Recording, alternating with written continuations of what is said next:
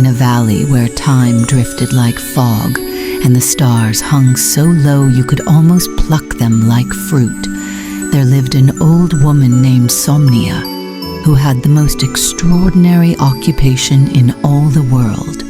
She was a weaver of night, not the darkness itself, but the soft, gentle nights that cradle the world into sleep. Every evening, as the sun began its slow descent behind the mountains, Somnia would walk to her loom, a magnificent thing made of moonbeams and carved from the heartwood of an ancient willow that had learned the secret of whispering lullabies to the wind. There, with threads spun from cloud silk and starlight, she would begin her work. But this was no ordinary weaving. As her fingers moved across the loom, each thread she wove became part of the night itself.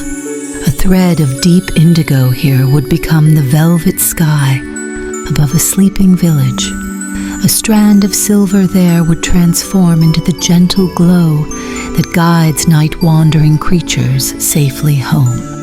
Golden threads became the warm light spilling from windows where families gathered for evening meals, and threads of softest gray became the mist that settled like a protective blanket over meadows and streams. Somnia had been weaving nights for longer than anyone could remember. So long that the villagers in the valley below had forgotten there had ever been a time when night didn't fall with such perfect gentleness. They simply accepted that when evening came, it came with the exact right temperature of breeze, the precise amount of starlight needed for peaceful dreams, and the soft sounds of a night that sang them to sleep. Cricket symphonies and owl conversations and the distant whisper of wind through leaves. But Somnia knew that each night was a masterpiece requiring careful attention. She would begin with the foundation, long, steady threads of deep blue silence that would give weight and substance to the darkness. Then she would add layers, threads of silver moonlight that she would weave in patterns that told stories to those who knew how to read them. Golden threads of lamplight that would create perfect circles of warmth around human dwellings, and delicate strands of crystallized sleep that would settle like the finest dust on the eyelids of the weary. The work was intricate and demanding. Every night had to be perfectly balanced. Dark enough for deep rest, but not so dark as to frighten. Cool enough to be refreshing, but warm enough to be comforting. Silent enough for peace, but filled with just the right gentle sounds to keep the darkness from feeling empty. As the years passed, Somnia began to notice that her threads were becoming more luminous, more magical.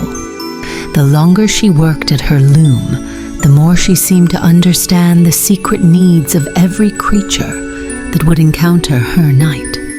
She could weave in exactly the right amount of starlight to help a lost traveler find their way home, or create just the perfect temperature of evening air to ease the fever of a sick child. But there was something else happening too. As she wove each night, Somnia found that she was weaving herself into the fabric of darkness. Her own essence was becoming part of the gentle nights she created. Her laughter became the sound of wind chimes on a summer evening. Her memories became the patterns of constellations that shifted slowly across the sky. Her love became the warm feeling that settles over a house when all within are safe and sleeping. One evening, as autumn was deepening toward winter, Somnia realized that her latest tapestry was different from any she had ever woven. This night was not just dark blue and silver and gold. It was every color that had ever existed, woven together so finely that they created something beyond color, something that was more like pure peace itself. As she worked, she found herself weaving in threads that seemed to come from beyond her collection. threads that felt like the memory of every lullaby ever sung, strands that carried the essence of every bedtime story ever told, filaments that held the gentle weight of every loving hand that had ever smoothed a blanket or brushed hair from a sleeping child's forehead. The night she was creating grew more and more beautiful. As she worked, it seemed to pulse with its own gentle rhythm, like the breathing of someone deep in peaceful sleep. And as she wove, Somnia began to understand that this was not just another night. This was the night of all nights, the one perfect evening that would somehow contain within it every peaceful moment that had ever been or ever would be. But as she worked, she realized something else. This tapestry was so beautiful, so perfect, that it was calling to her in a way none of her other nights ever had. She could feel it inviting her to step into it, to become part of the night itself, rather than just its weaver. For a moment, she hesitated. If she stepped into the tapestry, who would weave the nights that came after? Who would ensure that darkness fell gently and sleep came easily to all who needed it? But then she looked more closely at her loom, and she saw something that made her smile. There, growing from the base of the willow wood, were new shoots, young, flexible branches that were already beginning to shape themselves into the form of a new loom. And sitting at the foot of the tree, as if she had always been there, was a young woman with eyes like twilight and fingers that moved with the same gentle rhythm as wind through grass. "Are you here to learn?" Somnia asked softly. The young woman nodded. "I've been watching you work," she said. "I've been learning the patterns. I think I'm ready to try." Somnia smiled and stepped back from her loom. "Then let me show you," she said. "But first, let me give you a gift." She reached into her tapestry, the night of all nights, and pulled from it a single thread that seemed to contain all the colors of peace. This thread she wove into a small, simple pattern, a blanket of night that was soft as a mother's touch and warm as a contented sigh. "This," she said, placing the woven night blanket in the young woman's hands, "is for anyone who needs to remember that they are safe, that they are loved, that somewhere in the world there is always someone weaving gentle nights just for them." And with that, Somnia stepped into her great tapestry, becoming part of the night of all nights. She became the gentle breeze that carries the scent of jasmine and honey. She became the soft glow that outlines familiar objects in the darkness, making them seem like old friends. She became the feeling of perfect temperature that settles over you when you're exactly comfortable enough to drift away.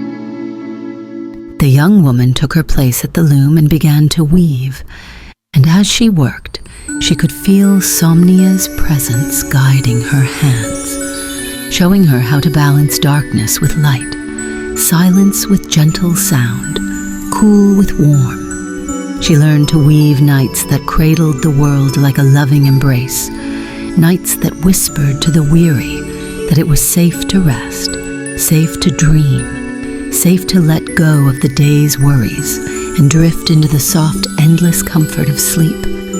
And sometimes, on the most peaceful nights, when the air is exactly the right temperature and the darkness feels like a gentle friend, people say you can still feel the original night of all nights woven into the fabric of the evening, Somnia's final gift to the world, a reminder that somewhere in the darkness, someone is always watching over our dreams, always weaving safety and peace and the promise of gentle morning into the soft, enfolding tapestry of night.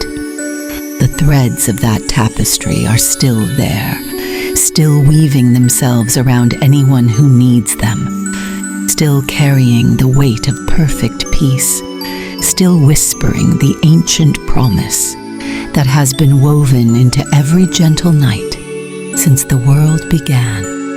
Rest now. You are safe. You are loved. The night will hold you, and morning will come softly when you are ready. The loom moves in its eternal rhythm, back and forth, weaving peace into darkness, weaving comfort into dreams, weaving you gently, gently into the soft embrace of sleep.